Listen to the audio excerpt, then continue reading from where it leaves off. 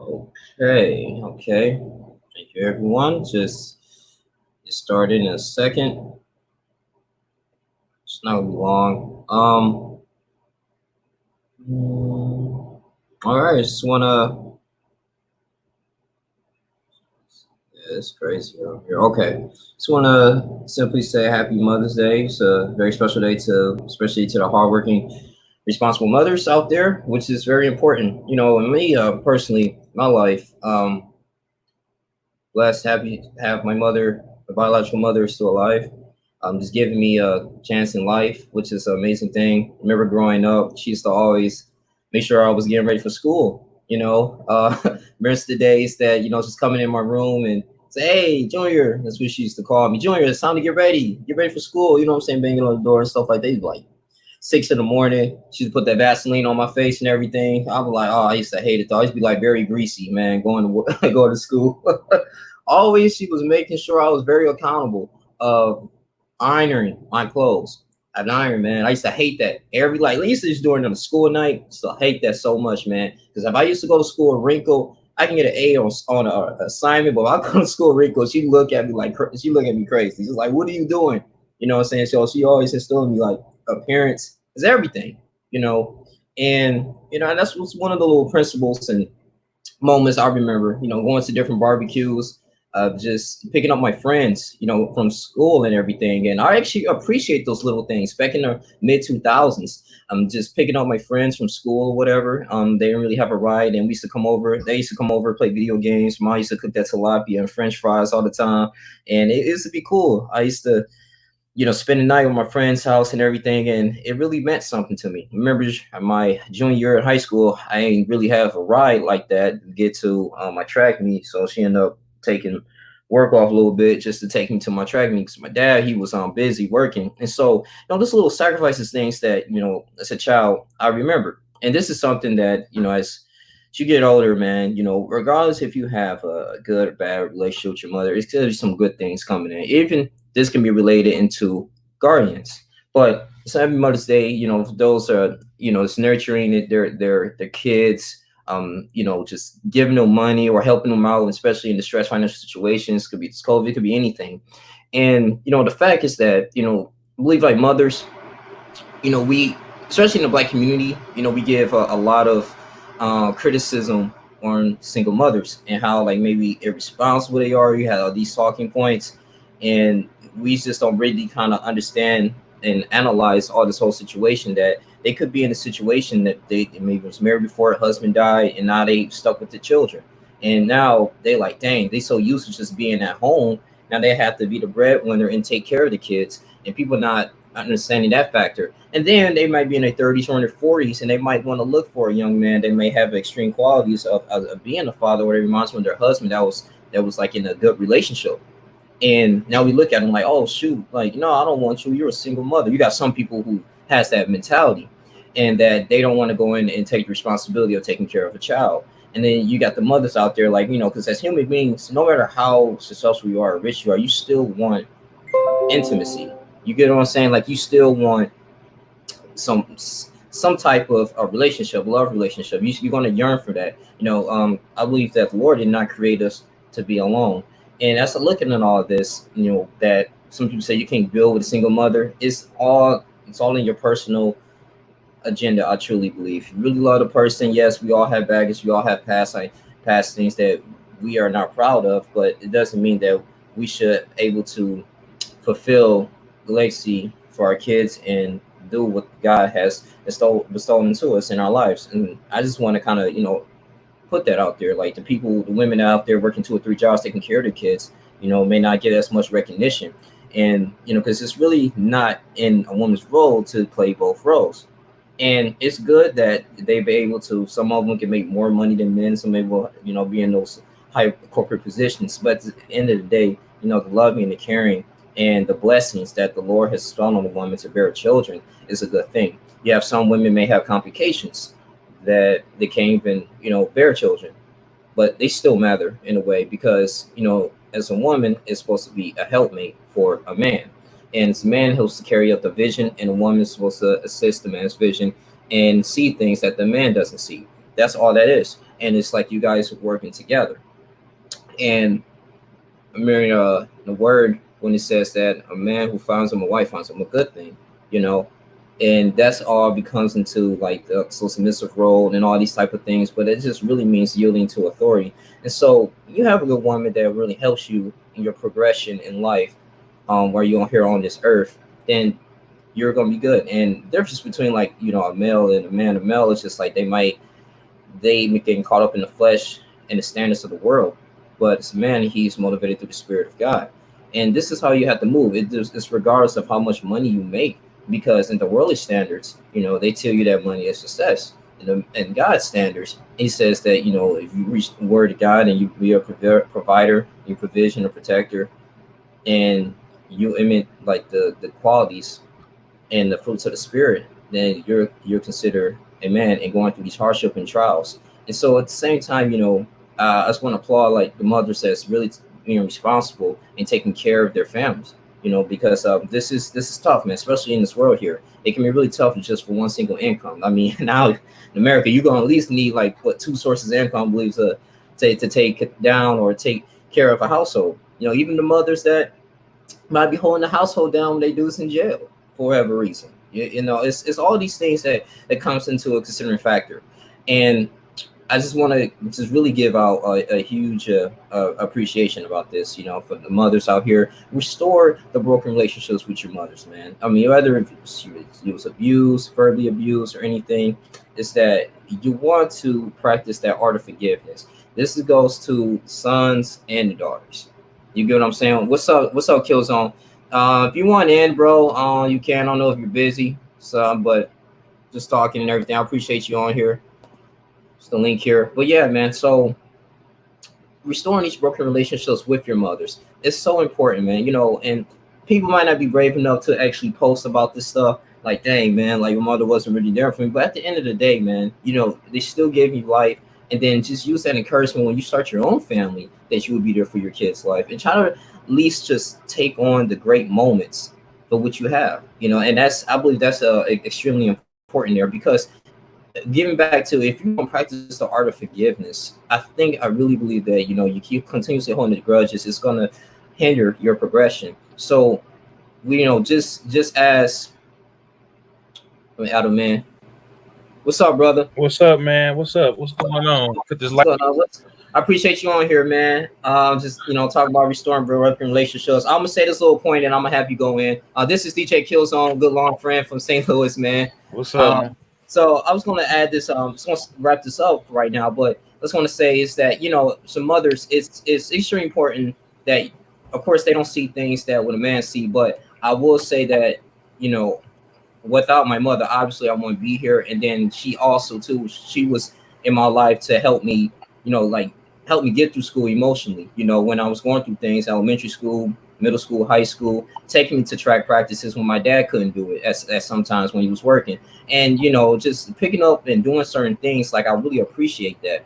There was just more than just staying at home cooking. They were kind of out there too as Hmm. holding it down. And as single mothers too that go for there with the single mothers, I just really feel like we put too much emphasis that, dang, there you can't build with a single mother, single mothers ain't nothing, and that's not good for our community. Because at the same time, man, if we don't have a good woman, you don't have a woman that's going to hold you down, that goes out the family foundation.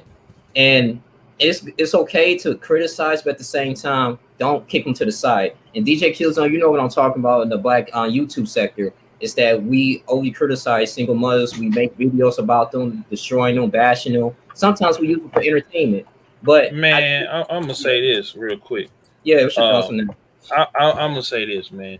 A lot of these guys that go in on single mothers, man, a lot of them not having their way with the women that they want. Like a lot of the bashing, a lot of the you know what I'm saying, a lot of the stuff that goes on in the black male YouTube community and online in general, man, dudes got to get out of their feelings, and they do need, and a lot of it does start at home. Like Mm-hmm. I have conversations with my mom about the things that I felt like I didn't learn with her, but you just can't put that on your all of that on your mom because they do the best that they can.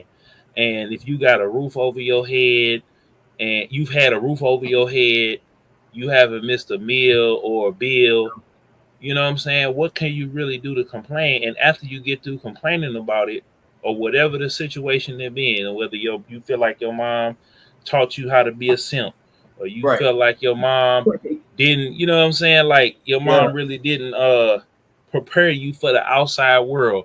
You know what I'm saying? Eventually, and these is cats that I see, man, that are older than us in their 30s, 40s, 50s. Some of them in their 60s. Some of them is single. Some of them is married, and Hmm. they got time to do this all day long and get on the phone screen. And these women, like we have to eventually we have to stop blaming our mothers, because the past is the past. You here, you working. These guys, a lot of these guys have jobs or have businesses or doing well for themselves. They might be doing really well for themselves, or they might be doing modest, like me and you. Right. And it's like, bro, like, quit tripping. And if you want a certain type of woman, a lot of guys don't even want to put in their work to keep their car clean, keep their self clean, making sure True. they wear good, good fitting clothes. Like like I Maintain said, control. yeah, it's just like you want to be like, and I say this all the time. Brothers complain about Pookie and Ray Ray, but they want to be like Pookie and Ray Ray. Right. Right. Like they feel like I didn't went to school, I didn't got a good job, or I started a successful business. I did Mhm. all of this, and this dude down here down the block, what does he have that I don't? I got the money, I got this, then the third. I did everything that my mama told me. Well, that's the thing. She's not attracted to you, and then brothers too gotta get, especially for my black men, we gotta get away from looking down and demeaning, because that guy could have lied to her and ran game on her, and now she got to raise this child by herself. It's not just she True. willingly went along with certain stuff. It's that this guy gave her his word that he would beat her. Now, I mean, you and I can see that he may be BSing, but for a woman and for us in love, how many times have you made Link? Let me ask you, and Hmm. I ain't gonna get on. I ain't gonna go super long winded to get on the tangent. But I'm gonna just ask you this question: how many I times got you you. fell in love with a woman and you accepted a lot of BS from her because you was in love with her? You. Yeah, it's been a few times actually, quite a bit. And that's during my experience in my years. Yeah, my young teenage years, my young 20s, early 20s. So, I completely understand what you're saying though. And I remember those days and the talks I had about you.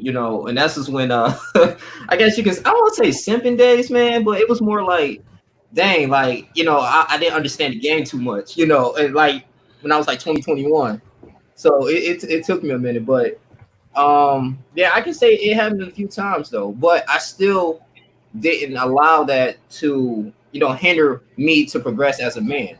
And remember, and that actually gave me more motivation to continuously to do what I want to do, like far as like setting up goals, starting a podcast, doing different things, going to school, finishing. So I will say is that as a man though, it's not that you're not determined about how many women you sleep with. You know what I'm saying? That has nothing to do with that, and according to God's standards as well. But Exactly. But as see, check it out though. They, this is what they feel left out, because I speak yeah, from my own experience. Hold on, right quick. okay, I felt like with my cousins, and I love them to death. A lot of them just now are starting to get money. A lot of them just okay, now are starting to get, they foothold in the game. Whereas I've always been on the hustle, and I realized within myself, like, that's women ain't my strong suit.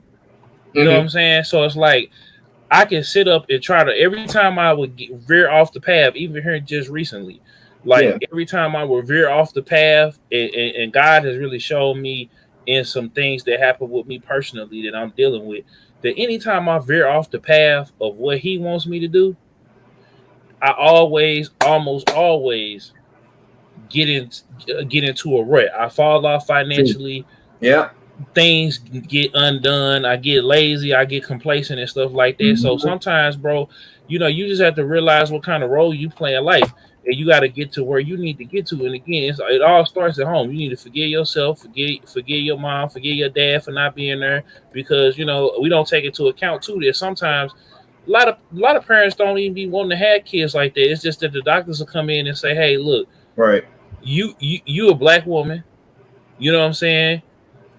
Your birth mortality rate is higher than a lot of other people, True. and if you don't have this baby, you could die." So they could go in and say, "Oh, well, hey, I'm gonna have this baby." They don't know nothing. They wasn't planning on having no baby a lot of time, Hmm. and it's not that they try to put themselves in the cross. They Right. may have. It's some women that are on birth control. It's some women that was using condoms. It was some women that was, using spermicide and stuff like that. And if I know one thing, and somebody like my ex girlfriend's mom told me this, Hmm. you can have all of that in the world and titanium in your behind, and if God wants somebody to be here, He Right. gonna make sure they gonna be here. So it's Don't a be prepared. reason for all of us to be here. You know what I I'm saying? agree. I agree. So it's like, man, at the end of the day,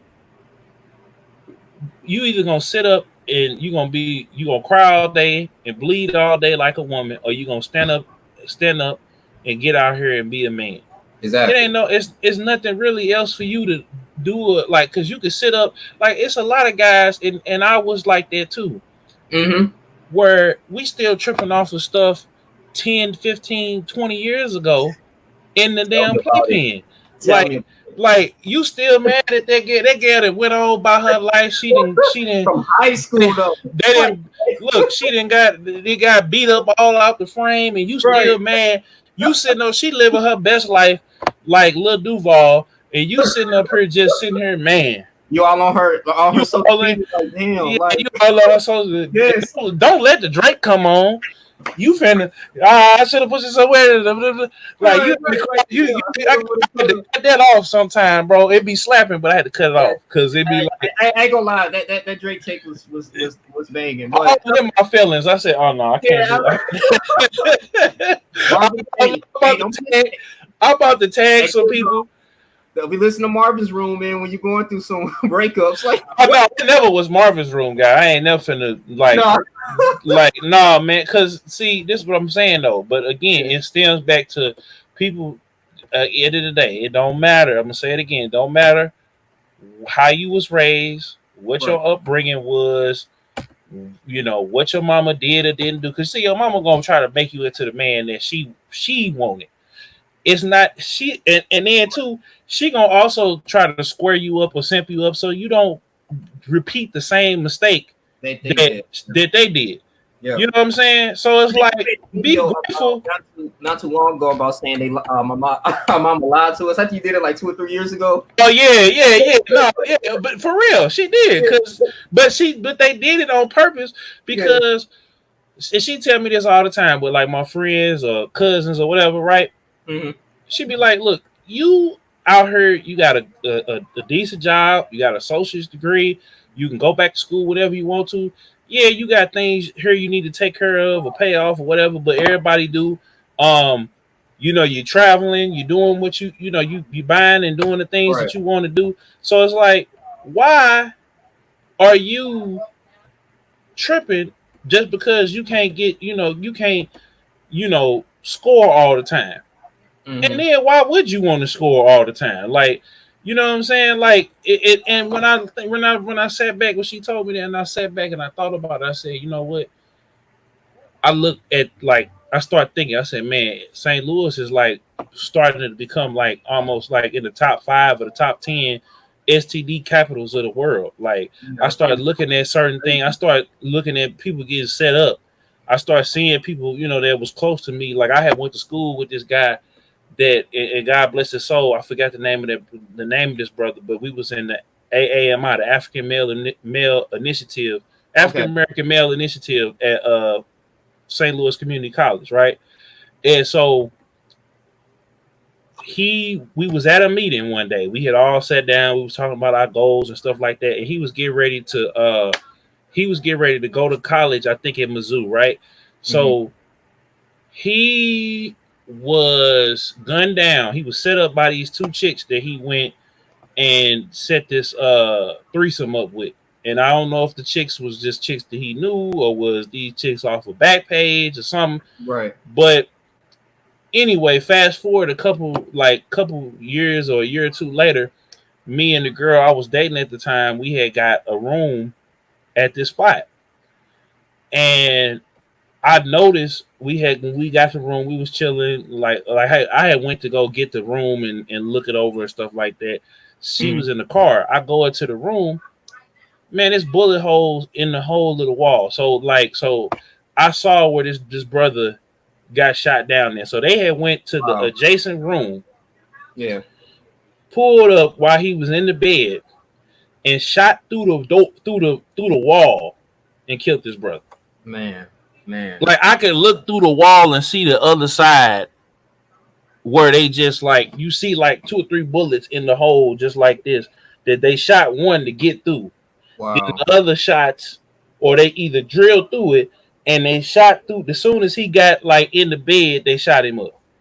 And that's crazy, man. I mean, I'm not trying to judge the brother, but at the end of the day, we can't just overvalue, like I said, the simping place. We can't just put so much value on the opposite sex, especially if that's you're not trying to pursue them the right way, trying to create a family. If you just want to do that pump and dump type of stuff, man, 'cause that's just very dangerous because you're coming out your element as what God wants you to do to be as a man.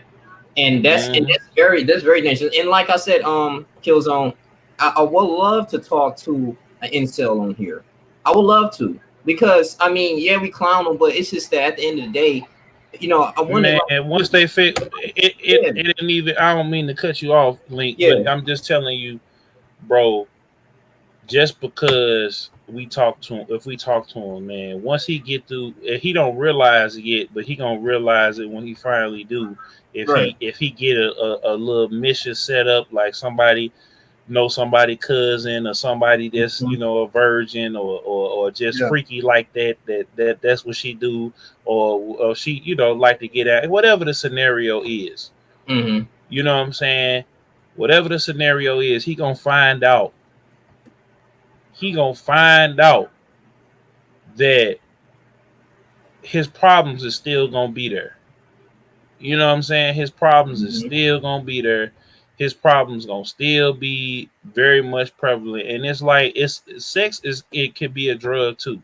Oh yeah, You know what I'm saying? definitely. It can And be smart. and you know what I'm saying? I that was a problem for me because I felt like at first it was a validation thing, and then after that, it's like if you ain't got the gusto to be, turning these chicks out left and right, then it's almost like a high.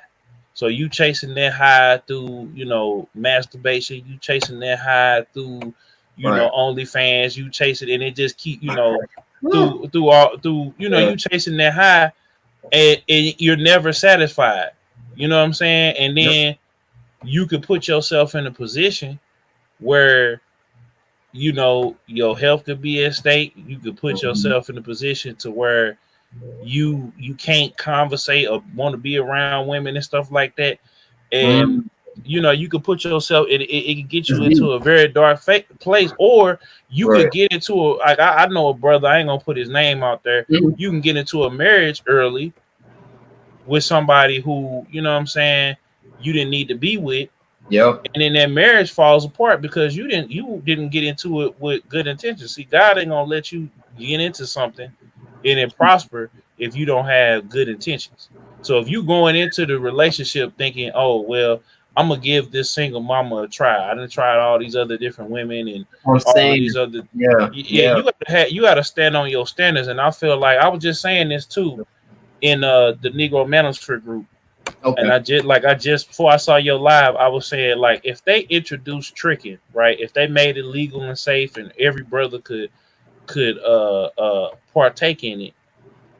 My question to you, I'm gonna phrase it as a question because it was more of a statement. But like, do you Okay. think that monogamous relationships will go down if a brother can, say he could get on OnlyFans, he can get at Black China for $60, Oh and yeah. you know what I'm Most saying? Like, definitely. Fantasy, yeah, most definitely. And you brought you said a lot of things here. I want to go into the point when you said about you might go into a dark space because what the internet, I mean, I consider like internet prostitution. That's been going on for a long time for us prostitution, but now they making like creative ways, like they can just sit at home and they can just like have all these filters and all these type of stuff. And so it's just something that you fantasizing of a woman that you don't know, and you patronizing that like 10, 15, $25, and that's ridiculous. And like you said, it does kind of like eliminate your skills and communicating with people, because we're used to that, going out, talking, get into the dating phase, and all the time that you're spending, even if you have the money financially, but all the time that you're spending on fictitious things, that can also too ruin, like you say, your relationships. Now going back into monogamous relationships be a non-factor. Yeah, I believe so.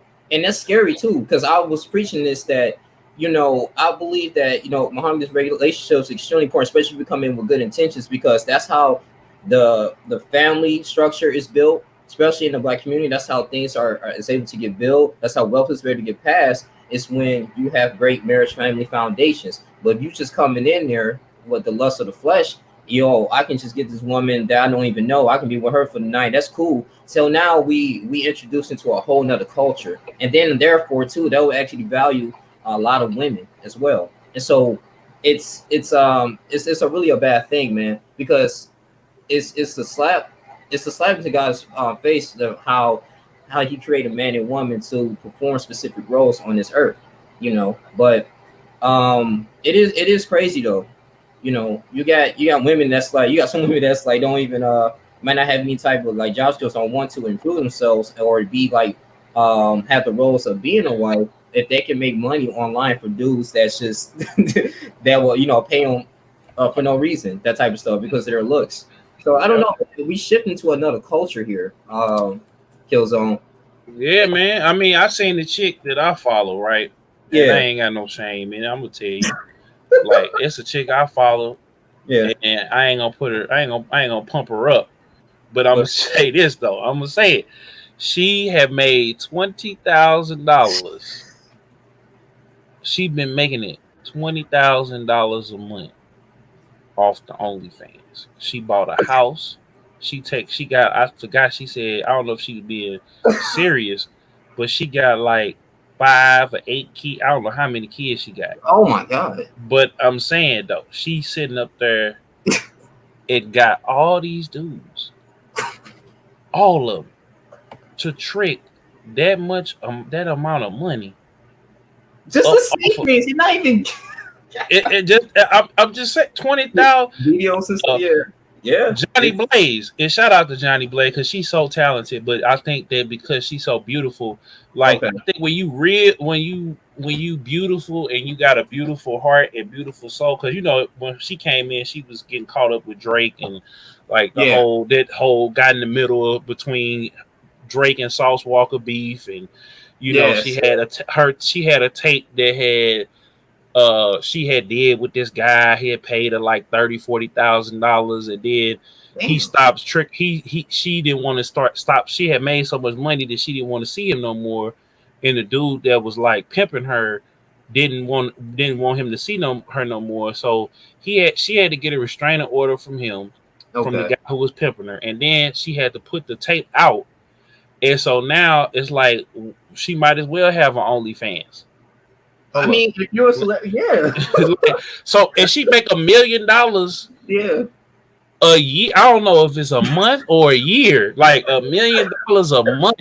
Just to be in your home making a video, or Like, just sitting pretty. she'll be sitting there, yeah, just cooking and twerking and playing the piano and naked and all that. And I was just like, what a word. And then Sauce Walker came on. Yeah. Shout out Sauce Walker. He said, man, because Sauce Walker got caught up in the whole prostitution thing too. Hmm.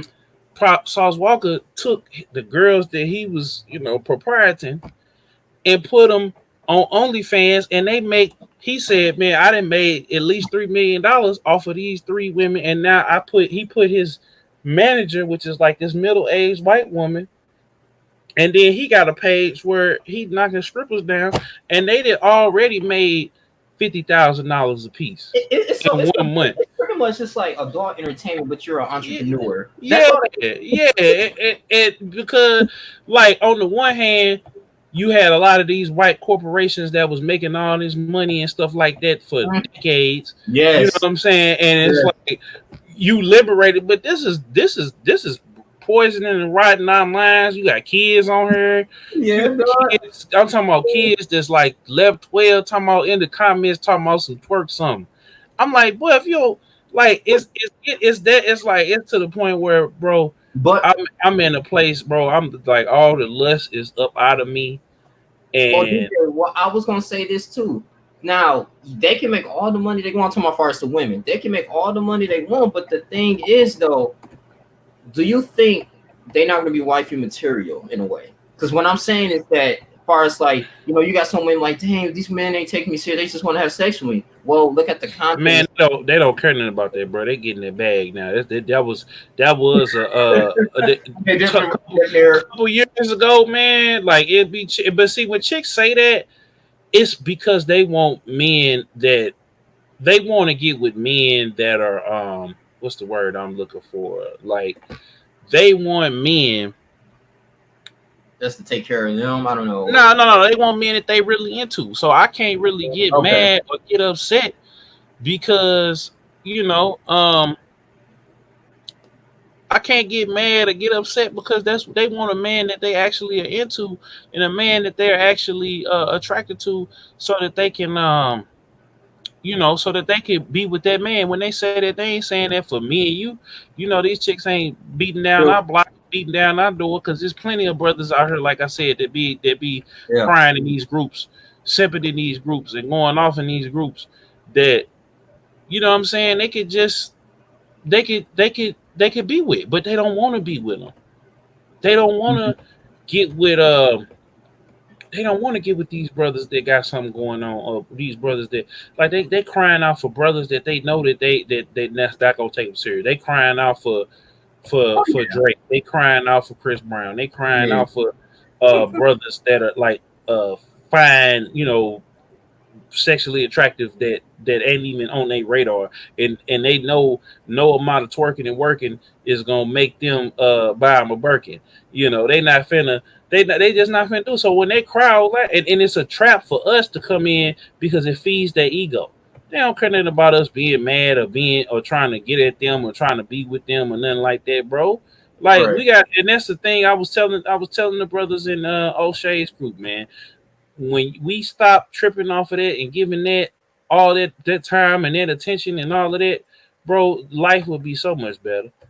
Like But it's that, like I said, if you got that lust though, like DJ Killzone, it's hard. It can be tough, man. man. If that's the case, and I'm not condoning it, Yeah. just go out there and get your trick on. Go out there and see what, because then you got to worry. Now, be mindful. You Yeah. got to worry about one. This chick could come Good back and say, setup.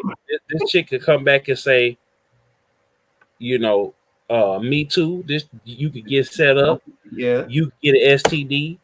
You can get this girl pregnant, and then Mm. she put you on child support. And after she had your baby and go send it to your grandmama house, she's still out here selling it. You know what Yeah. I'm saying? Like the police could be the police laying in wait, trying to get people who are or buying. So get out there and see what's gonna happen to you.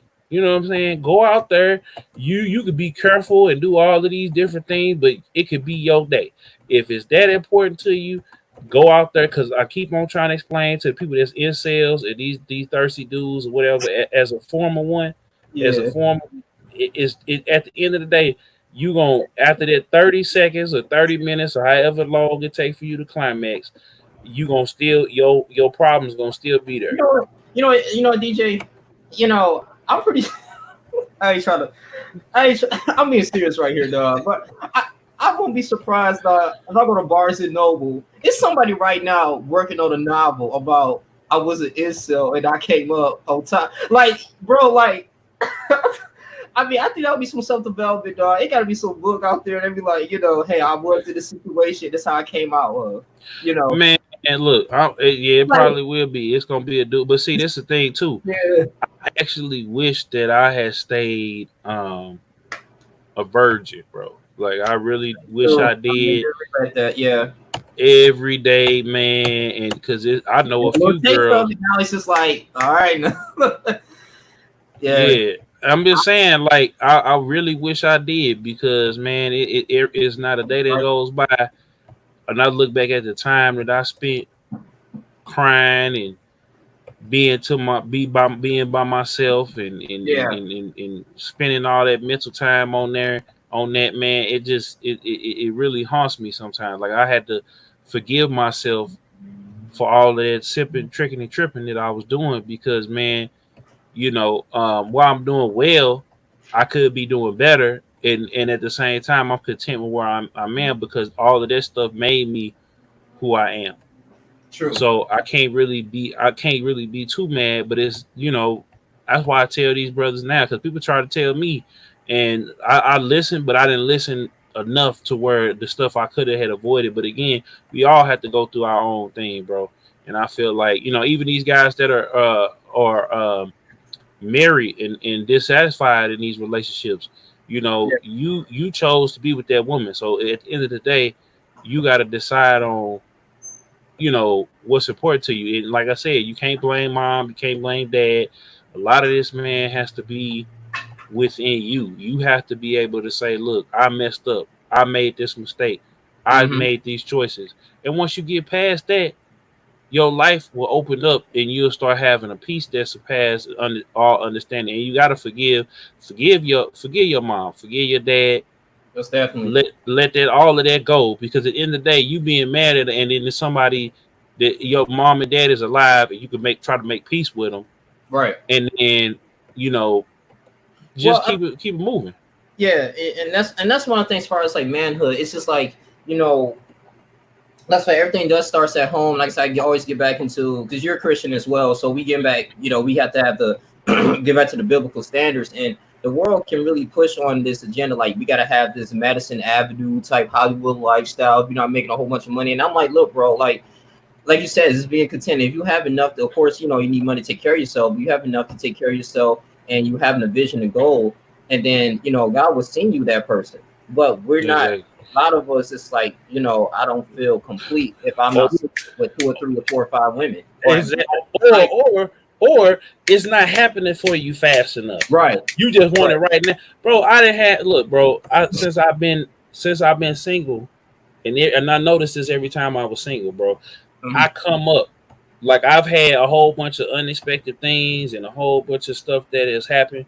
Bro, right, I didn't came up, bro. I've been able to do so much with with what I have. I ain't gonna say the little that I have, but what I've been blessed to have.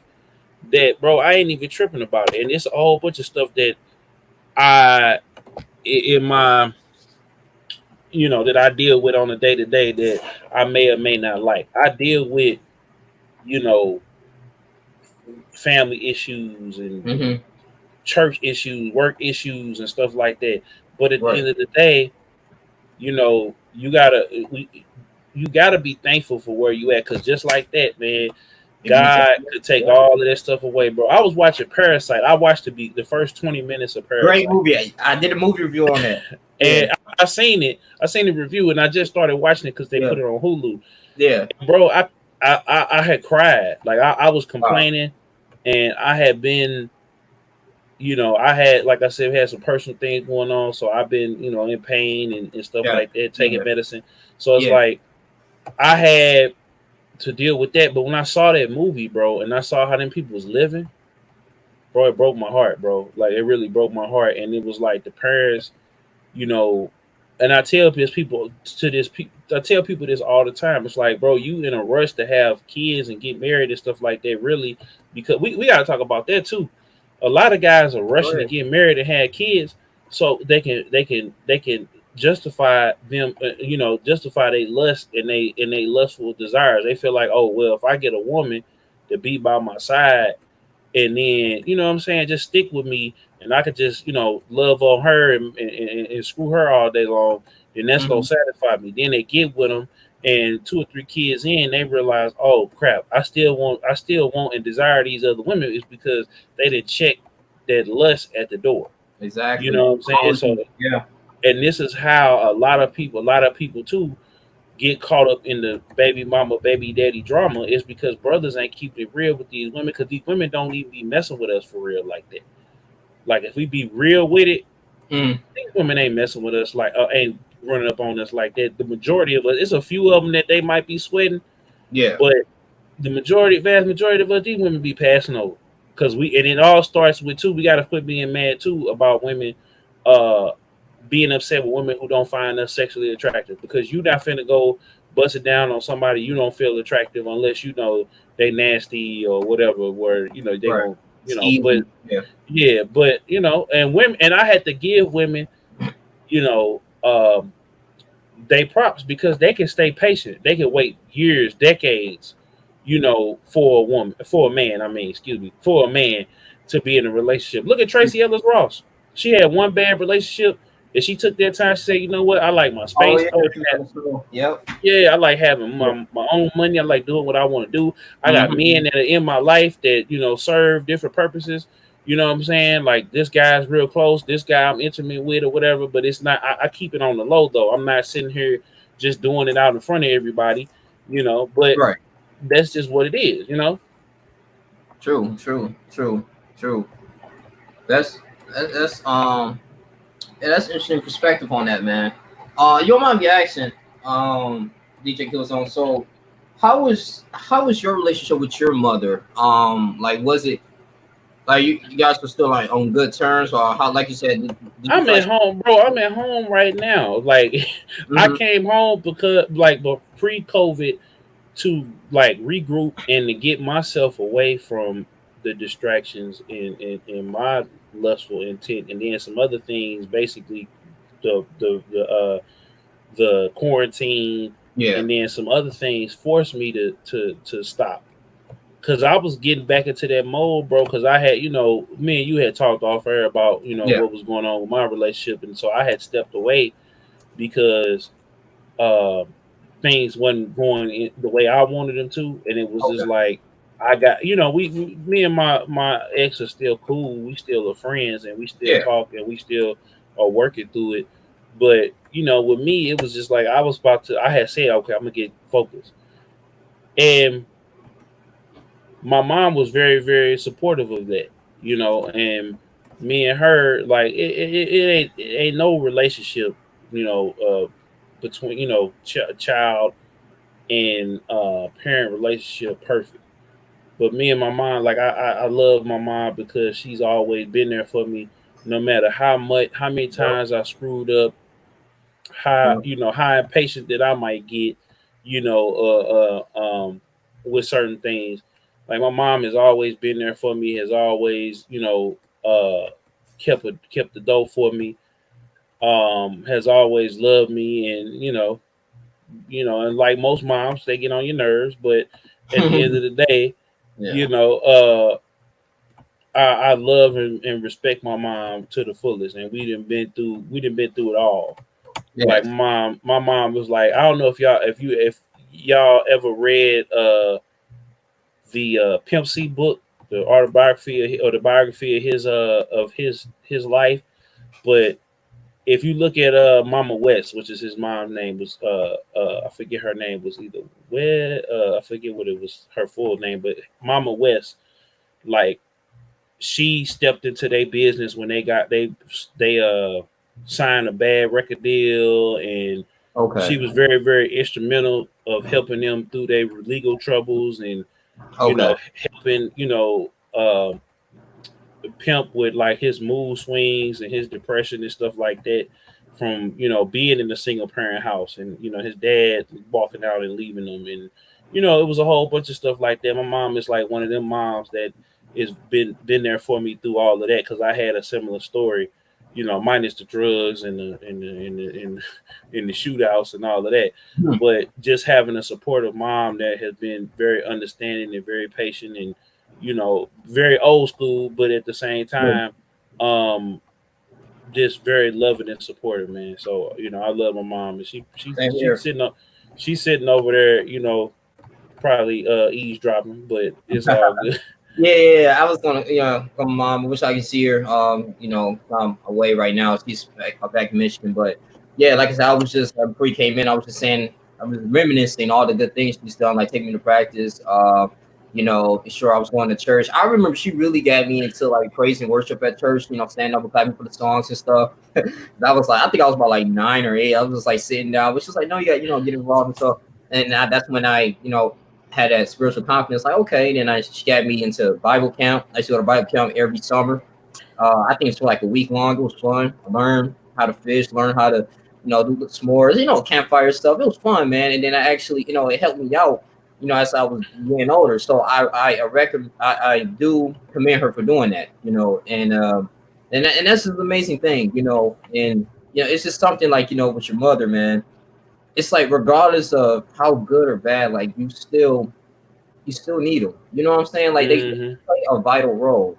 It can be simple as just getting a hug. You know what I'm saying, from work.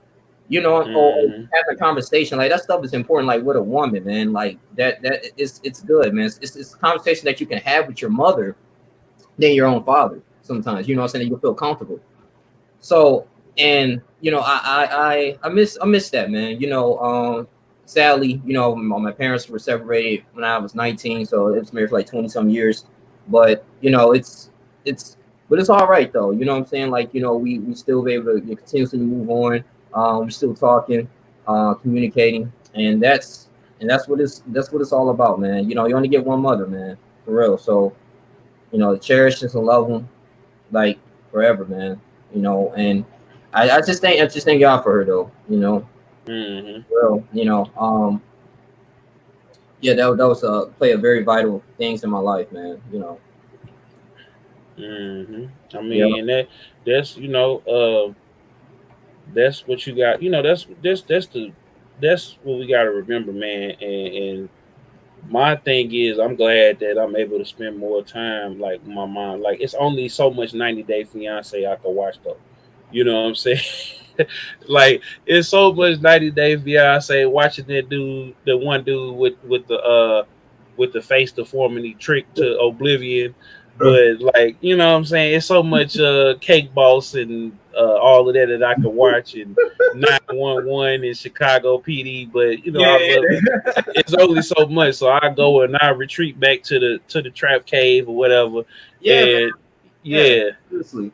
Like I feel I'm starting to feel a little bit whole again, man. And like when I had my own spot, like it was a little bit more quieter, the phone. The phone ring. Yeah, questioning you. I mean, it'll never replace that feeling, man. Like I have some friends that have lost their mother and lost, their family members, and like I have yet, other than my aunt and my uncles, I haven't lost my mom, and my grandmother is still living at 90. You know what I'm saying? So it's like, so it's like she didn't lock the whole crib down though. Like we can't really go. She don't want nobody over there and then like that. That's the same thing with my grandmother's school. She like she your granny too, huh? She like she tell me like these people have their evil spirits, grandson. I'm like, okay, girl, it's your house. She was like, only people who can come, of course, is me because I was living there. My my uncle, because he lived down the street. Hey, that's about it. Just the two. She be kicking y'all. Now she kicking y'all out. Soon as y'all bring the stuff in, y'all just drop it off and then y'all right. All right, I go ahead and go now. I got it. I'm gonna wipe all of this that, but see, that's man.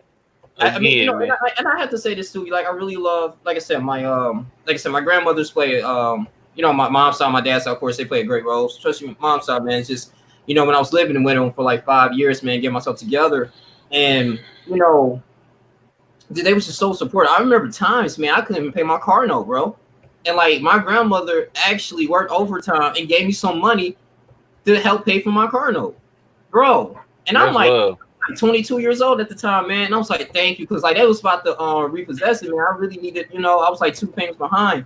It was getting rough, man. And I remember one time, like little stuff, I ain't had insurance. I was on my grandmother's insurance. You know what I'm saying? Like just little stuff like that I would never forget. Yes, it wasn't perfect all the time when I was living there, but it was a lot of good times, I'll say, because she helped me actually get a job.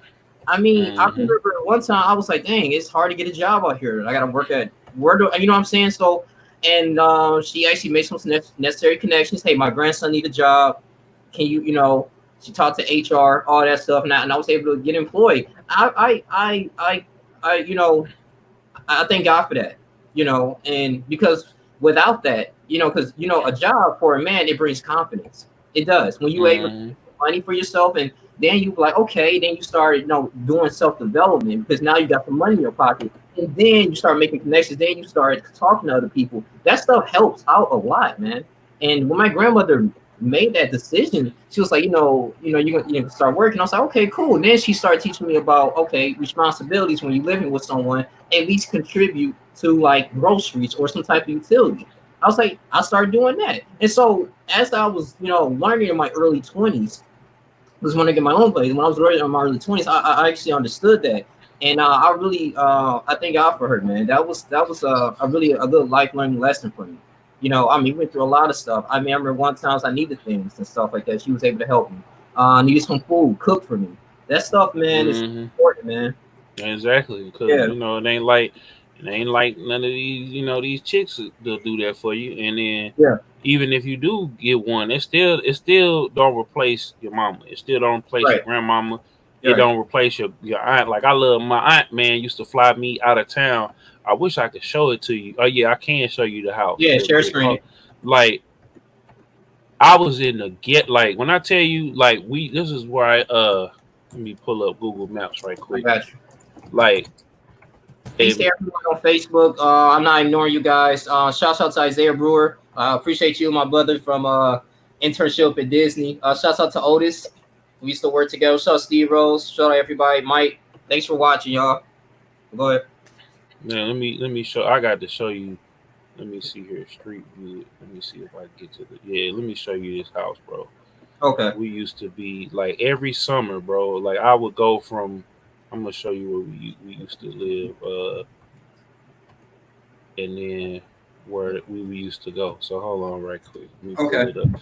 But like every summer, bro. Like we would. I would go from the middle of the hood, right? We used to live, and we lived. We had an apartment, and it was great. Like, well, I mean, outside was outside, but Mm-hmm. like my mom, even to this day, you know how and I'm sure your mom is like that too. Just because outside look crazy, don't mean your inside had to look crazy. Amen. It So does. Yep. you know, It's a lot of houses like that.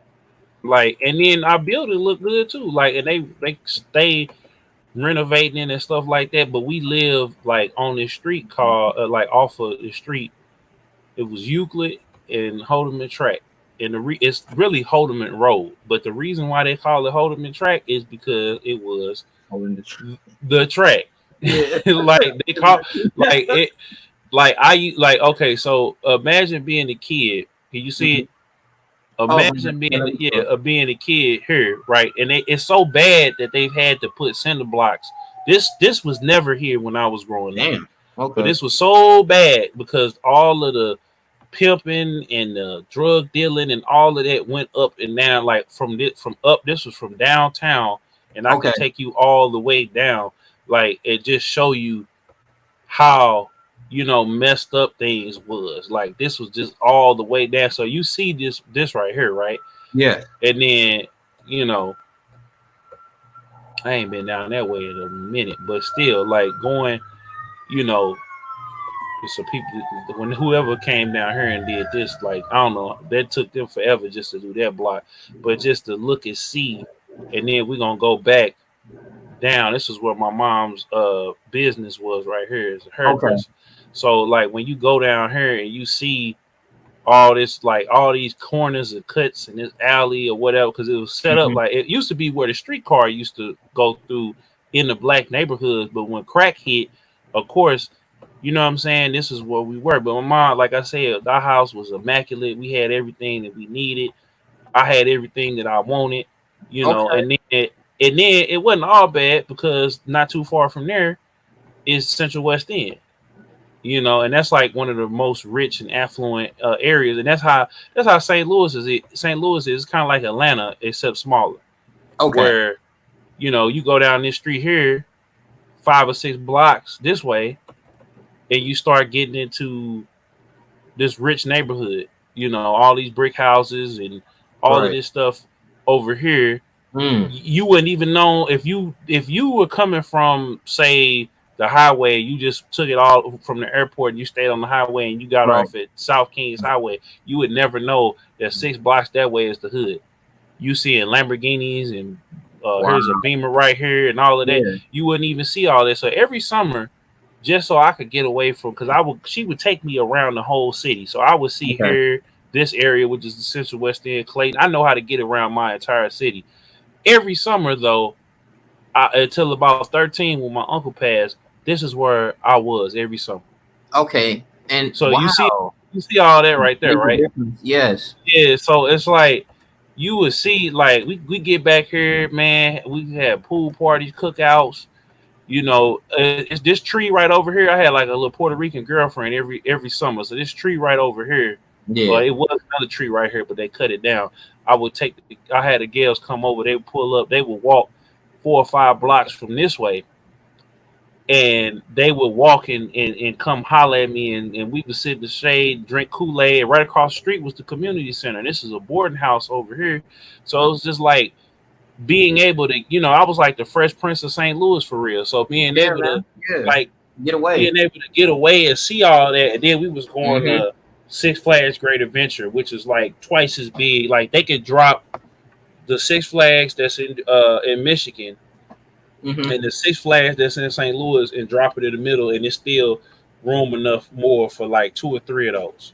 And it's like wow, kids. I'm glad we met. Man. It's like we had like an interesting childhood because I remember like I said, I was going to camp and growing up, I was in Detroit, Michigan, and I moved to Farmington Hills, Michigan, which is a suburban area, the Metro Detroit area, and that's when I went to middle school and high school. And bro, like we used to go to Disney World. Well, this is my parents were together, obviously. We went to Disney World with my sister, man, family when I was like 9, 10 years old. Amazing, bro. Universal Studios. It was like a dream come true. We had Westgate Resorts, bro. Like we was that's like a vacation home. We went I remember Mm-hmm. my senior year in high school, we went to the Bahamas, man, back in September of 2011. 2012, yeah, 2011, I believe. But yeah, man, it was amazing, bro. And I was just all of that, man. And like it was just a really a great thing, man. I really had like I was fortunate enough growing up. I remember my mom and stuff. She actually helped, make sure that we was getting into just different things in the community, man. Just balance that out. Especially when you have like extracurricular activities at school. Like she actually got me involved into that. So when I took up, I was in orchestra. I did that since 7th grade all the way to like senior year in high school, man. Played an instrument. She got me into doing stuff like that, man. Just like my mom actually helped out with me on my creative side of things. And Exactly. wow, man, that helped out so much, man. I was just like, whoa, like it was really good, man. I'm Like I finna blow said, your mind. Keep going, keep going. I'm finna blow yeah. your mind. So I'm like, man, it was just an amazing thing, man. What's this place here? This is Six Flags Great Adventure. Great Adventure. Oh shoot, okay. Like Woo! this is the back lot. Now they changed it, but see they got the Justice League ride over here. Oh, Okay. this is no, that's not the ride, but this is Batman over here. This is the Warner Brothers back lot. This is just one area of the park. So if I go all the way over here, and then well, this is just Johnny Rockets and all of that, but just look. I mean, like I said, bro, I could go. Let me go back over onto this here, but just to show you how big this place is. Wow. Like, you know what I'm saying? And we would make this drive. It's like 2.5 hours Yeah. out, Yeah. and they have a safari over here, and then out here over here is the water park. So, well, this is the safari over here, and then they got the wildlife preservation over there, Okay. and then across from there is the water park and all of that. But yeah, so here's the water park over here. So you go over here, and then this is King Dekai, which is like one of the oldest, biggest steel coasters. It's closed because every time they open it up, somebody die on it. But Dang. yeah, so like this is how crazy. And then all of this land back here, is like camping grounds and like they can expand if they wanted to over across this lake. They can expand. They can buy all of it. So it's just like seeing certain stuff like this, and then I'm with you. Like we were Yeah. very when we look back on it, Hmm. yeah, things may not be where we want them or whatever now, True. but we've had blessed childhoods and then and seen Mhm. a lot of things that a lot of people didn't get to see. So it's really hard for me to even be mad at like my Sure. mom or be upset about my mom about Yeah. certain things. And even when we talk about it, like I'm never really mad or upset or frustrated with her. It's more so the people on the outside. But I think too, we got to stop getting, bringing it back to the topic. We got to stop getting upset about what we don't have and start cherishing the people and the things that we do have. You know, and Exactly. that's just the brass tacks of it, man. With our mother. Shouts out to everybody on Facebook, man. Yeah, shout out to everybody on YouTube, man. Get the likes up, man. Share the video. Jesus Exactly. paid it all.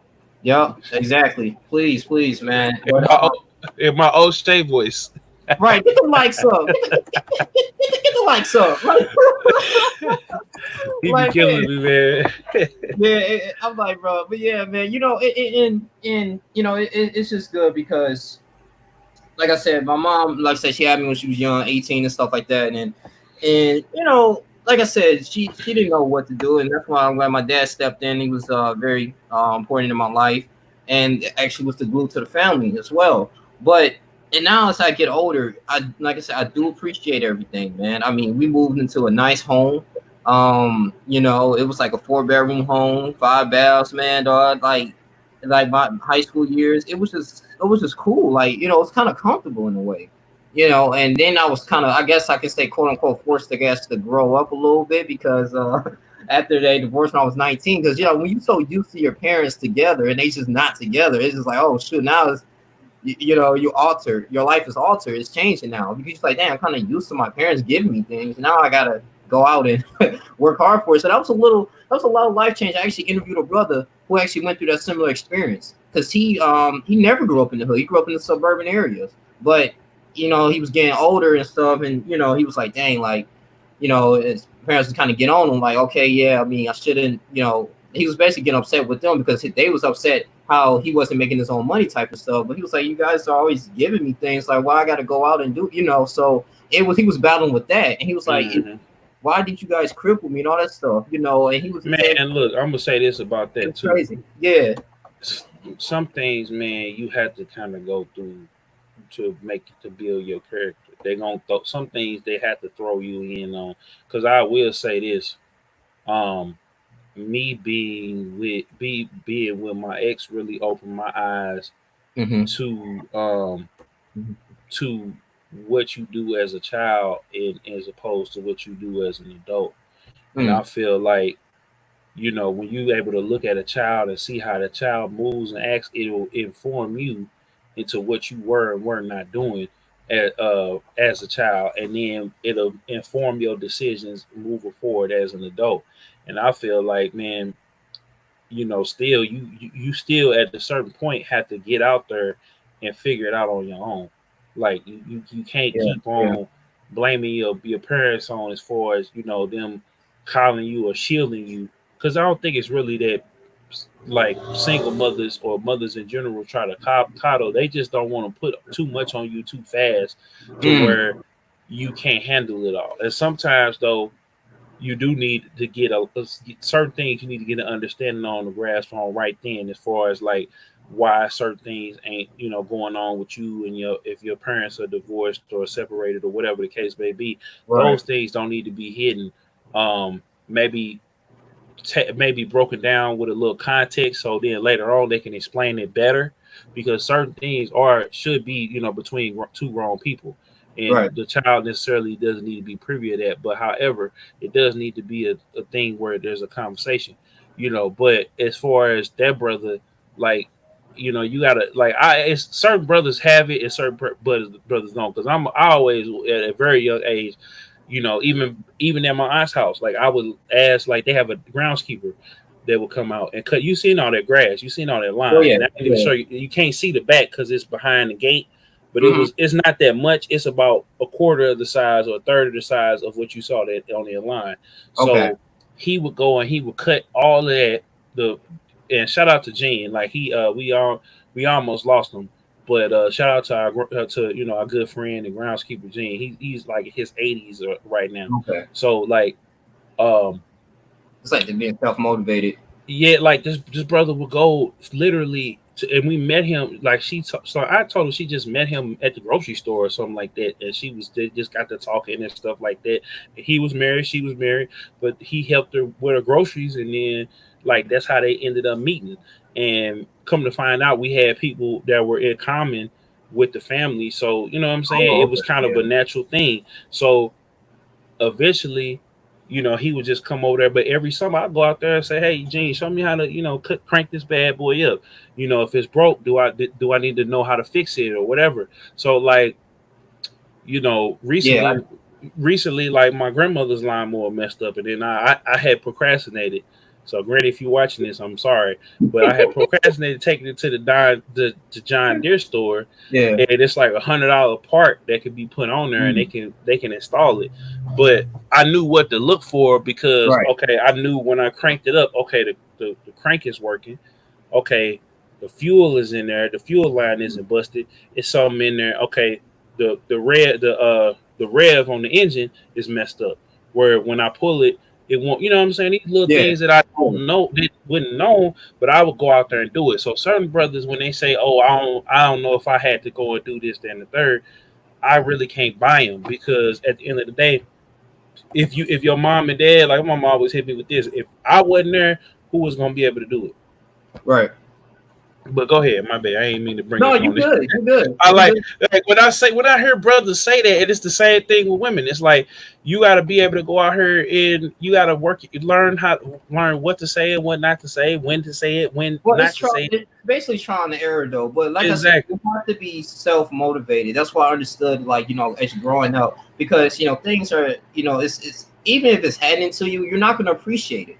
And Exactly. say, we all came in with a purpose and all this type of things. I truly believe in that.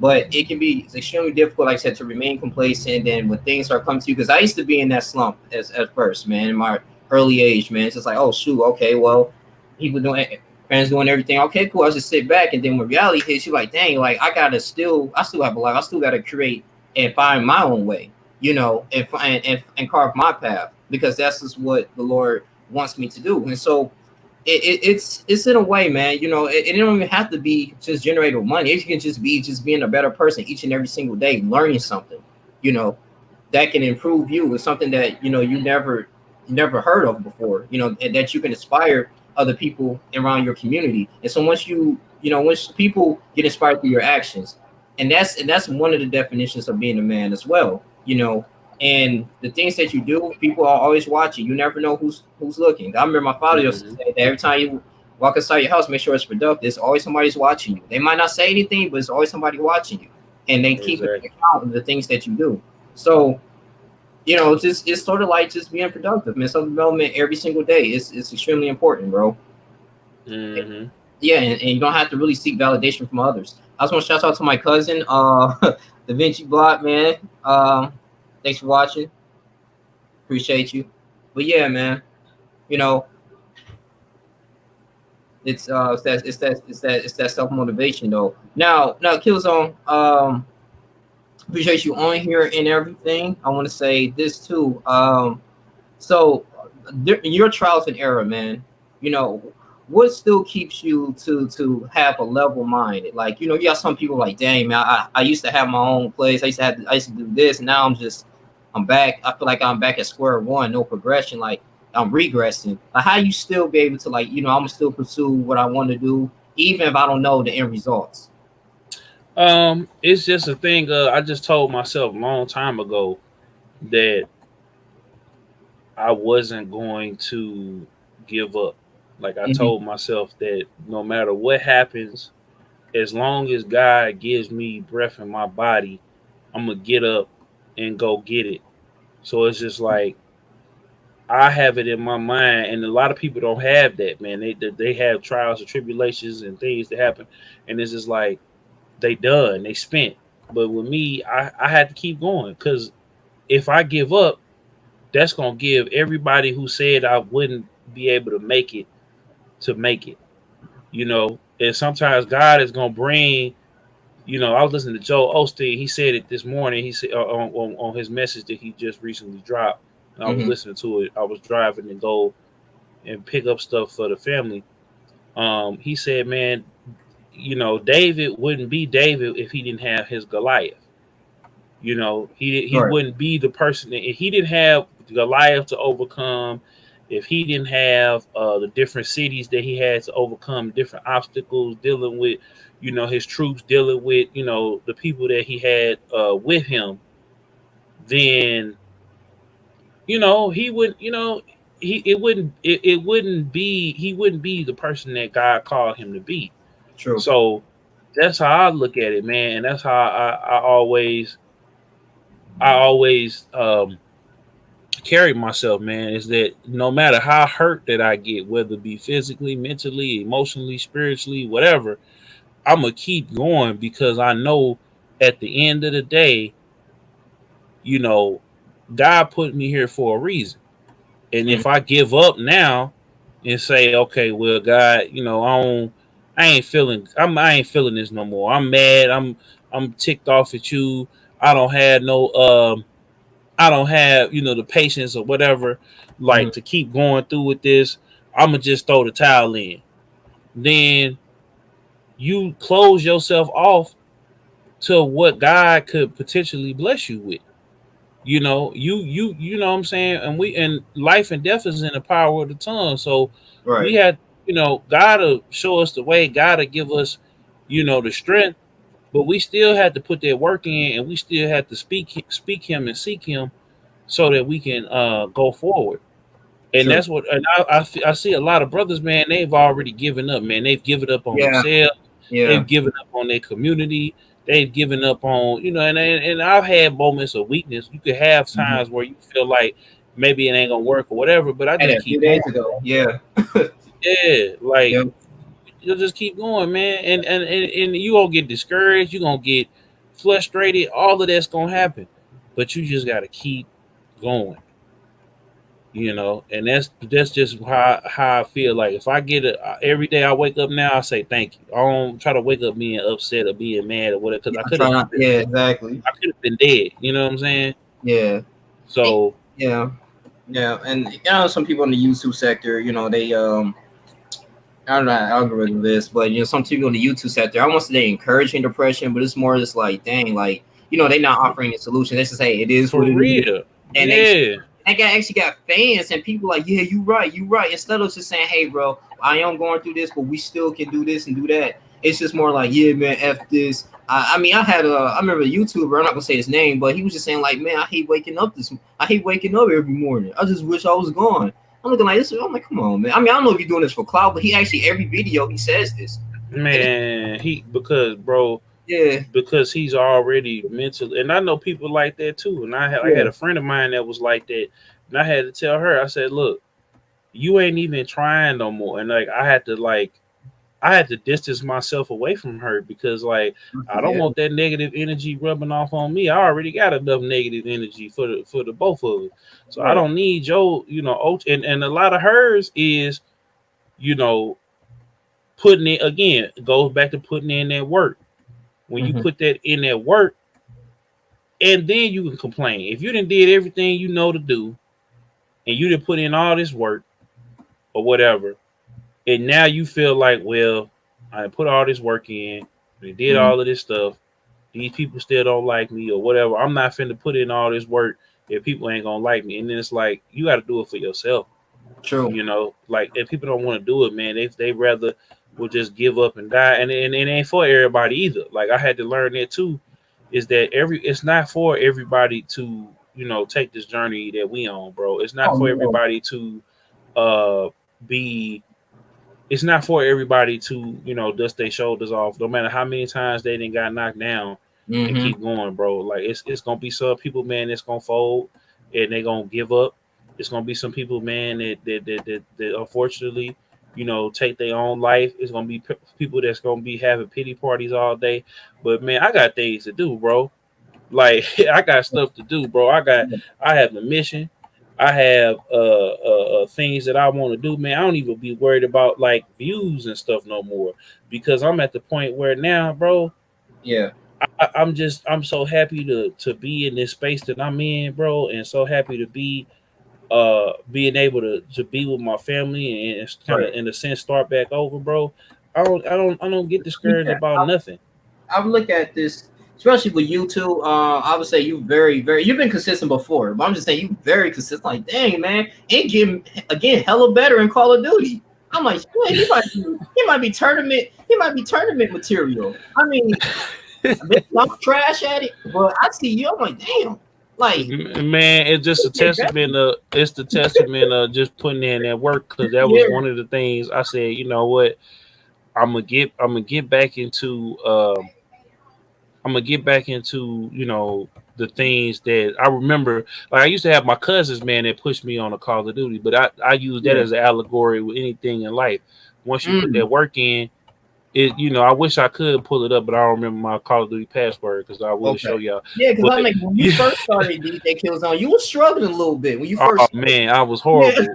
But I started learning. I was like, okay, and I still mess up. Like last yeah, night, I was on there and yeah, I did like 2 or 3 games where I go undefeated, and then I go to like yeah. second to third place, and then being up and being and taking the medicine and stuff. I said, man, I'm gonna go ahead and stream. I streamed for 3 hours yesterday on Twitch On Twitch. just Okay. just playing Grand Theft Auto 4, and I was looking back at that like it's another example. That dude came from the absolute like to the gutter, and then he got here straight off the boat from Poland or wherever he was from, Oh yeah, and made and something. Yeah, this. Yep. yeah, and it was just like with looking at the whole thing with Nico and his cousin and what they all of the stuff they went through. Yep. I was like, man, this to me that was like my favorite It is San Andreas, man. It's my one of my yeah. favorite. Yeah.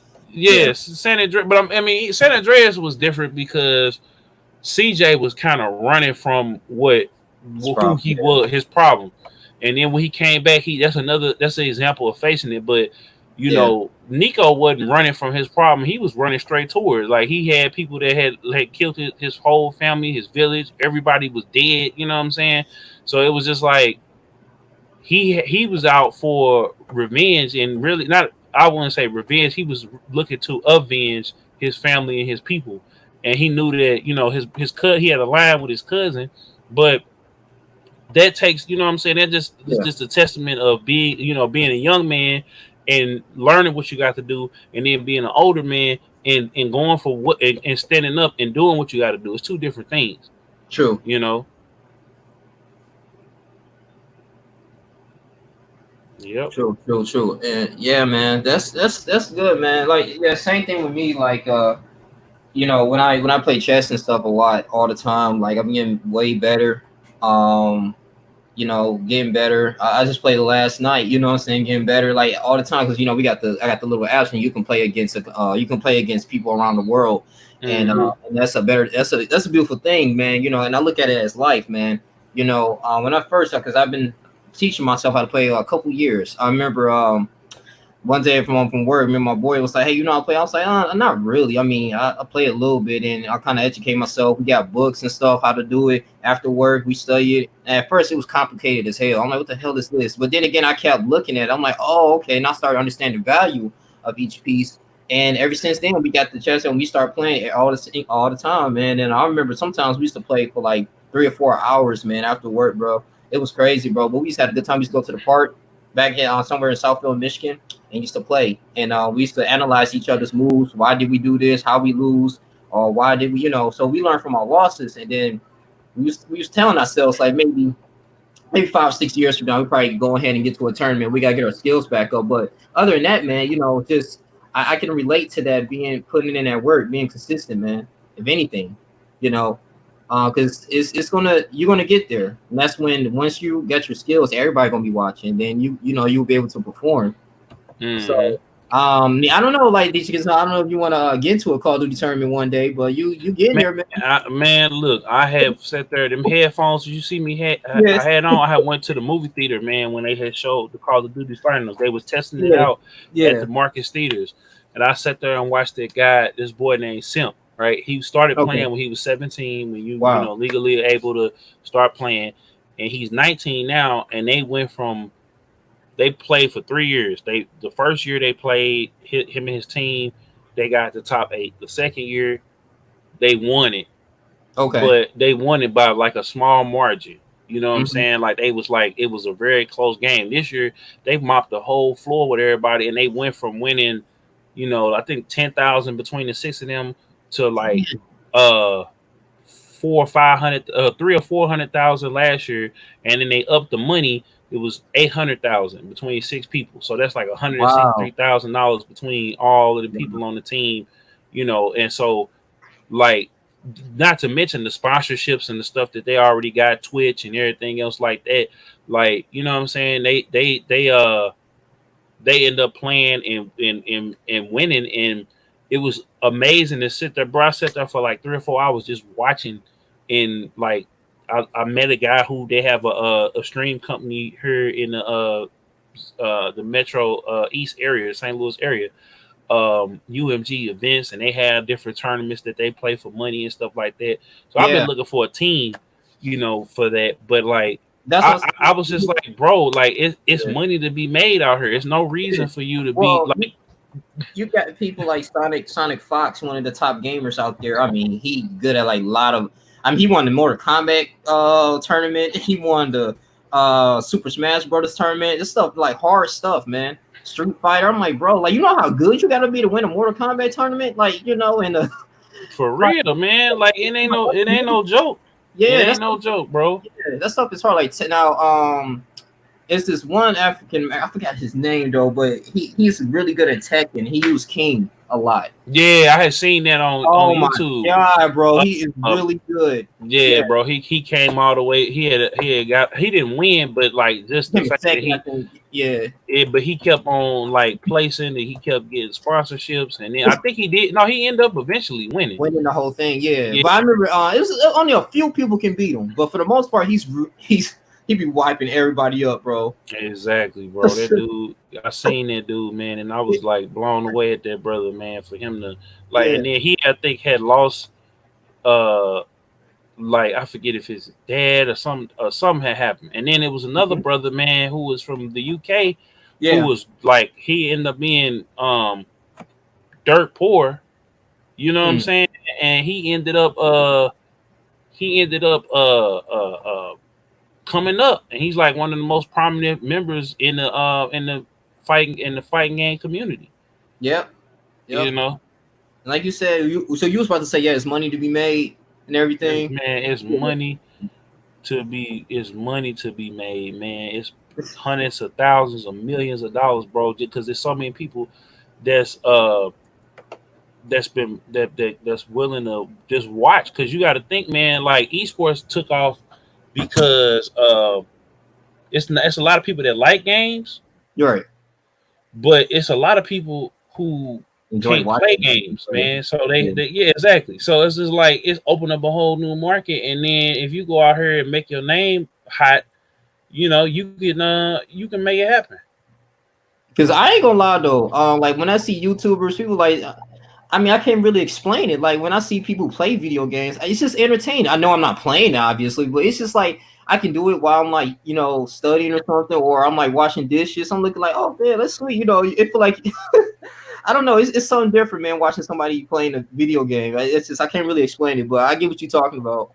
It's like because they be having like millions of subscribers and stuff, bro. Like they be having part one, part two, part three. Like they can do the whole story with you. You know, Hmm.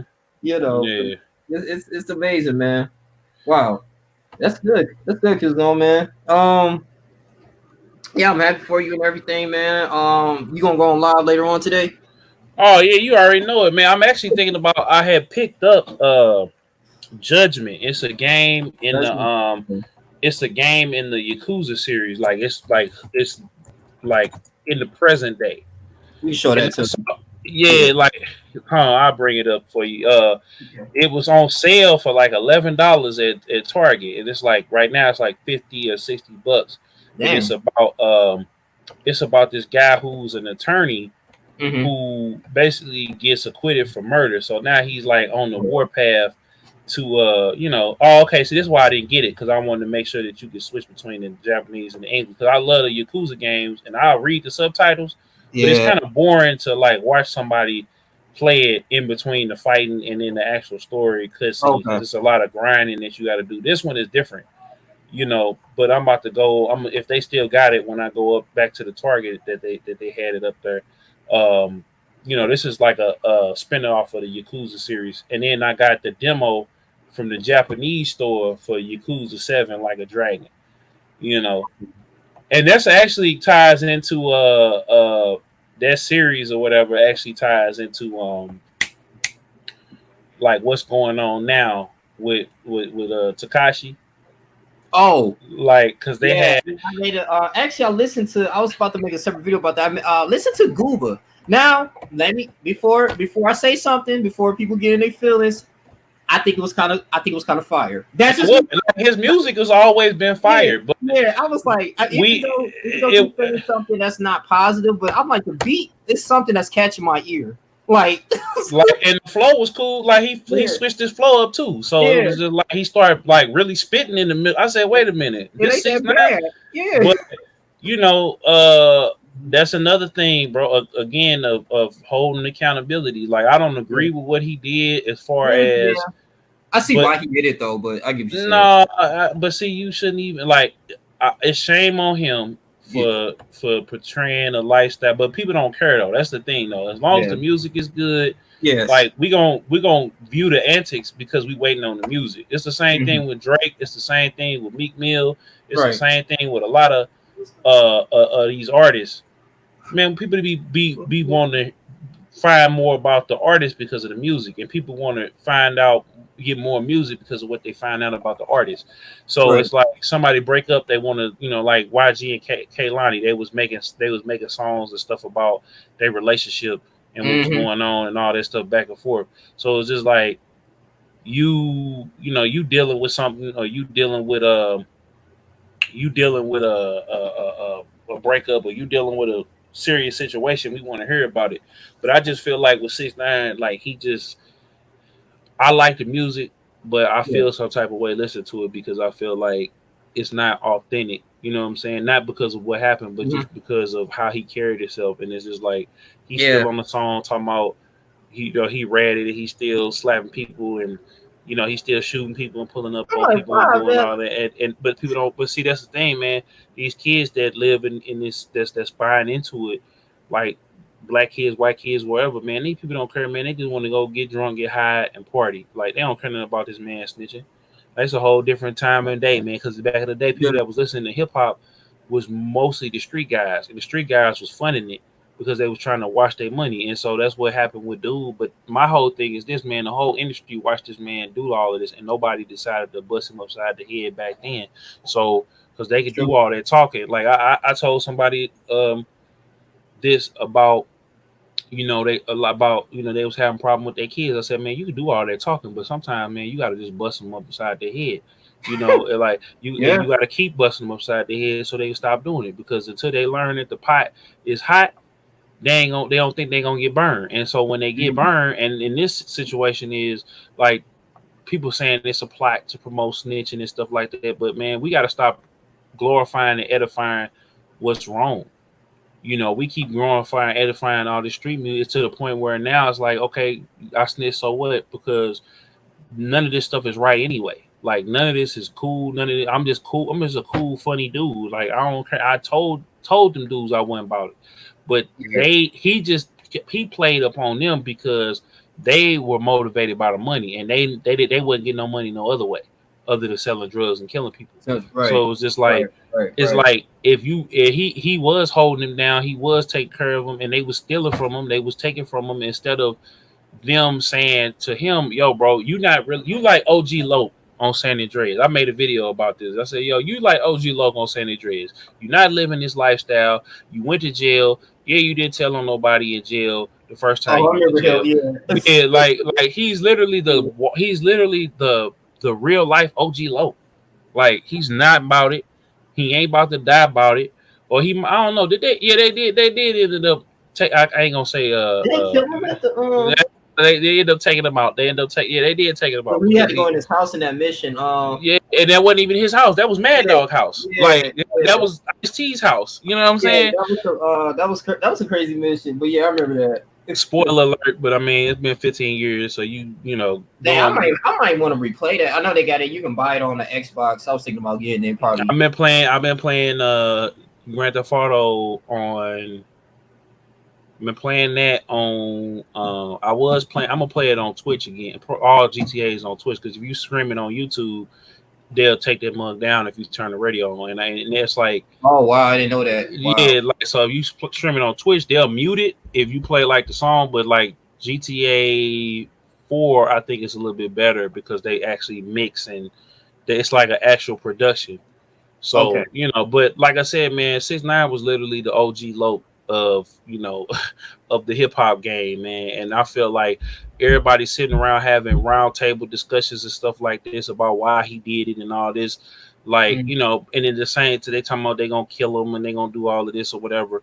But like, where's that same energy for Ahmaud Arbery? Where's that same energy for all these other people, man? Like we'll sit here all day long, the gangsters, you know what I'm saying? Like I'm a civilian, but the gangsters, I feel like back in the day when I was living on, where I was living on, you couldn't, the police wouldn't. That's why they got the cinder blocks on their block, because the police wouldn't come down their block. And then too, there was a lot of high speed chases down on their block. So like, if you call the police on you can hold them on track, man, you're gonna be waiting a good 30 minutes because they finna get vest up, they finna load them shotguns and them rifles. They not about to come down there with just their little 9mm because they got something there to make the whole car flip. So that's if they quote unquote gangster, then where's that same energy for when stuff happens? Like I literally watched the whole podcast where these dudes that was talking about they was from the street and how they would support this, that, and the third. And I got a respect for a lot of those guys on their podcast, but like I'm not gonna say their name because I feel like when they got to talking about old boy who got killed, Ahmaud Arbery, and then and down there in Georgia, everybody screenshotting and saying like, where's the same energy for that? Where's the same energy for them? And we know where them guys live. Like it's not like George Zimmerman or whatever. So where's all this smoke? Y'all looking 6ix9ine got to move, but this dude literally is 20 minutes away from y'all, and y'all and I get what you're saying. And this just makes you thinking like, people that's terrorizing the community and stuff like, oh, y'all weak as hell. Like we don't really. It should be no need to be scared of thugs. I'm looking like, like people that's I guess quote unquote racist and stuff like that, killing our own people. And you guys not doing shit about it. Not even having the means for transportation. You say you got all this money. All the guns, all the bullets, they got youngins on the block. Yeah, like, so that's supposed to tell you it's dysfunction.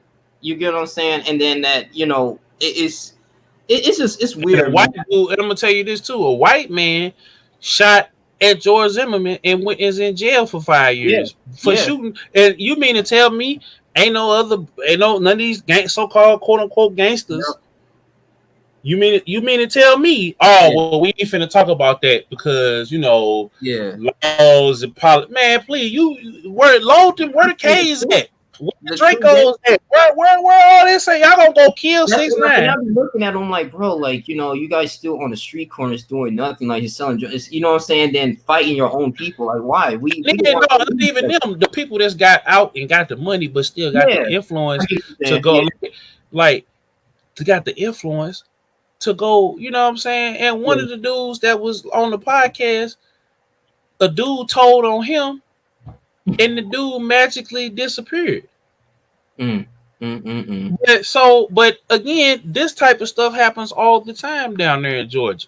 People get pulled over, people getting racially profiled and all that. But y'all got all these guns and all that. But I tell you what, they scared to go to jail behind killing someone because they know they'll probably either get the death penalty or whatever, like the DC sniper. But at the same time, they'll kill you and me for saying something like this, or putting this out there, or bringing it to their attention. But when something happened in our community, we're the gangsters. Because I remember I was watching Godfather Harlem, right? And Yeah. I saw how Bumpy Johnson was. He stood up to the cops. He stood up to the police officers, to the rival gangs. He stood Hmm. up to the like one guy. He said, "Bro, we need to bring spoiler alert if you ain't watched the second episode." But at the beginning of the second episode, he went to this guy and said, "Hey, bro, you know the mob is moving in. They're bringing the police and the feds and everything. We need to consolidate our power. I'll take the heat." You know what I'm saying? I'll take the fall. You a young guy, so you still got time. If I go away again, I just came back for doing 10 years. If I go away again, that's it. But you can get with me. We can work together. He said, man, you an old dude. You know what I'm saying? Get up out my face. Man, he shot that dude clean the face. Like, Wow. so it's like, until we get, and I'm not condoning violence or whatever, but I'm just saying, like, until I don't even, all that stuff is entertainment, bro. All of that stuff they talking Yeah. about, like, it's some of the guys that was on their podcast, and some of the guys that I know that's in the hip hop community, that's quote Yeah. unquote OGs, that they're trying to show kids a better way so that they don't go into the streets and stuff like that. But until you start getting to the root of the problem, which is we need to get rid of street music, we need to get rid of the streets, period, Yeah. all the way across the board. There's too many Yeah. it's too many cats that have all this money that can't get together and do something about it right now, right then and right now. That these things, these killings and stuff like that, these indiscriminate killings of each other and by each other, of each other, and by other races and other entities keep on happening.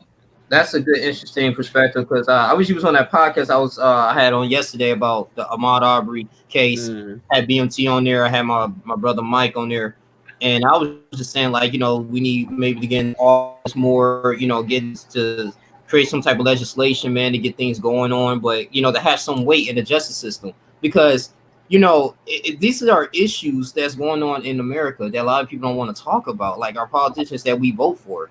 You get what I'm saying? And it's very frustrating. Yeah, they'll come to our churches during election year and probably talk a good talk, but are you going to, walk it? Are you going to, like, help fund this type of stuff? Are you going to really, like, understand, like, what's really going on in our communities? Like, seriously, like, African Americans getting killed by, just racist people. And then 9 times out of 10, racist people get a petty sentence. You know what I'm saying? Exactly. With it, and then, and it's messing up our everyday lives at times, man. So, it has to be both ways. Like, both parties should be punished to the full extent of the law. If you break the law, regardless of race, color, or how much money you have, you should be punished for it. Mm-hmm. And in this media manipulation, there's a lot of things that we got to kind of discuss here. But that was a good point that you say, man, that you made. Wow. Mm-hmm. But Link, I don't want to take up too much of your time, bro. Okay. I mean, and I gotta go take care of something. But I thank you, bro, for letting me come on, man, and share your platform. And I'm really liking the content, bro. I got you. You every time you drop a video, man, it's straight to my phone. Yeah, So, same for you too, man. Yeah, man. So it's like, I like, man, that I could be like an inspiration, man, to you and everybody else, man, and that's kind of what I do it for, as well as loving to create content and have these dialogues with like-minded people. And I was just telling my mama, I thank God, for technology to be able to bring us together, because and especially in these trying times. So thanks once again. Unfortunately I gotta go. I would, stay on longer, but I gotta go and take care of some business. But we gonna do this again, and I want you to get up on the you in the group. I want you to get up on the podcast when we get rolling. Now we got some things to talk about, so I might pull some more people in. We got one episode done. I want to get a few of them ready to go, and I'm about to start getting the old episodes and start throwing them out there, and then get ready to consolidate all of them so we can start uploading them on the podcast service. Right. You made a recent episode. Yeah, we did last week. We did about the Xbox podcast, and so now this week, probably talk about 6ix9ine. Probably talk about some of the new music that came out. I'm gonna Yeah. start Yeah. leaving a list about that, and then probably gonna go watch this Jill Scott and Erica Badu, so we could talk about that because I didn't watch it last night because I kept seeing like they had kept starting and stopping, and I was just like, and when they finally got it rolling, I was just like, I'll watch it later, because they had technical difficulties trying to get on whatever Instagram Are they account they was they on. was what they were like rap battling or what were they doing? No, they were just playing their songs, like going Oh, back okay. and forth. But it was, like Swiss and Timberland had did it first, and then so That's Swiss and cool. so Yeah. they're supposed to be a Puffy and Dr. Dre, and DMX said he wanted to go hit for hit with Jay-Z, Okay. which That's which would be interesting because like where do yeah. you stop though? Like do you stop when DMX stopped? Jay-Z, man, She kind of stopped the same around the same time because Jay-Z technically retired in yeah. 2004. That was when DMX put his last project Oh, out. okay. So it's like if he Jay-Z got a start, lot of music, yeah. Because I was thinking, like, is he gonna play the songs that he featured? You know what I'm saying? Because yeah, and then DMX got a couple features, man, that people sleep on. Man, he got that song with the dude they had on Def Jam, Young One. And it's called "Tear It Up." And they did like they had like the marching man, I want to say Florida A&M. They were doing like the marching theme or whatever. And so they made a beat off of that, and it was just like all he did was the hook and like I think like a little like 8-bar verse, but it was still like he made the song because like that I remember that song for DMX. I don't even remember what Young One was talking about, but that just him to hear him on something like Down South, like it was crazy. And it was like, okay, well, and then he did something with Guap Dad 4000 recently. So DMX, man, I feel like when he get ready to drop his next album, because he said it was gonna be like a mixture thing, like it was gonna be some old DMX, but it was gonna be more spiritual DMX. Yeah, because he's doing he's working on a transition in his life, which is good. Yeah, because he a prime example of going crazy. But hey, bro, man, I gotta go ahead and get on out of here, bro. Brother. Thank you, Young Link. No problem, man. Thank you. I'll put you on here on soon too. Some more, man. You come here some more, brother, and we talk about some great topics. I love your input. Thanks, bro. I'll talk to you later. All right, brother. Yep. All right. Peace. Yep. Peace. All right. Thanks for everyone. I'm gonna go ahead and shut down. You guys just tuning in. People on Facebook. Shouts out to Jed. What's up, man? Shouts out to you, brother. Shouts out to Shanka Green, Mike, Isaiah Brewer, Otis. People on Facebook, man. But hope everyone understood this. This was a good message. So just restoring, your family and your mothers with your relationships. That's extremely important. So happy Mother's Day to all the mothers out there. You guys continue to like, comment, subscribe. We'll get on out of here. You guys enjoy the rest of your day. I'm out. Deuces.